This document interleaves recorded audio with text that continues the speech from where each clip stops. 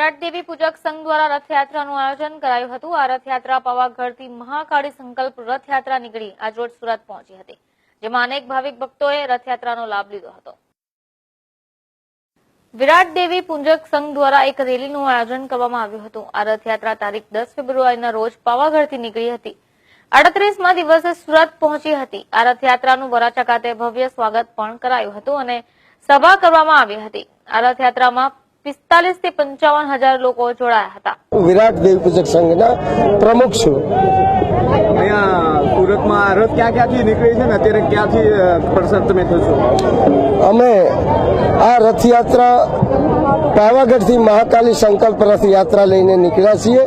તારીખ 10 ફેબ્રુઆરીથી અમે નીકળ્યા છીએ અને આજે 38મો દિવસે અમે આ સુરત શહેરમાં પહોંચ્યા છીએ અને કાલે અમે સુરત શહેરમાં વરાછા શક્તિ વિજય રાત્રિએ પહોંચ્યા હતા। ત્યાં સ્વાગત થયું, ત્યાં આગળ રેલી ફેરવી અને સભા થઈ અને આજે બપોર 2 વાગ્યાથી વરાછા શક્તિ વિજયથી અમે યાત્રા લઈ અને આ દરેક વિસ્તારમાં થઈ અને અહીંયા અડાજણ પહોંચ્યા છીએ। અમારી આ યાત્રામાં અત્યાર સુધીમાં આ સુરતમાં લગભગ 45 થી 55 હજાર જેટલા લોકો આ યાત્રામાં જોડાયા છે। યાત્રા કાઢવાનું મુખ્ય કારણ એ છે કે આપણો દેશ આઝાદ થવાના લગભગ આજે 70 વર્ષ થવા આવ્યા, પણ અમને આઝાદીના અને લોકશાહીના અધિકાર બિલકુલ મળ્યા જ નથી।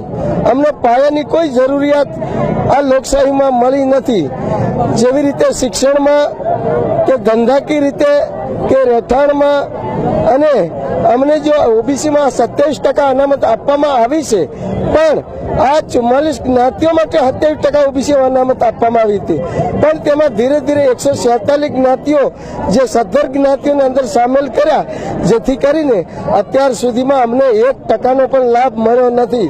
એટલે આ 27% બક્ષી પંચમાં જે આપ્યા એમાંથી અમારી આ 40 જ્ઞાતિઓને 11% અલગ આપવામાં આવે તો જ સીધો ફાયદો અમારા સમાજને થાય અને સમાજનો ઉદ્ધાર અને વિકાસ થાય અને આ સમાજના મુખ્ય ધારામાં જીવન જીવવા માટે આ 11% અનામત અમને આપવામાં આવે તો જ અમારી આ વિકાસ થઈ શકે એમ છે।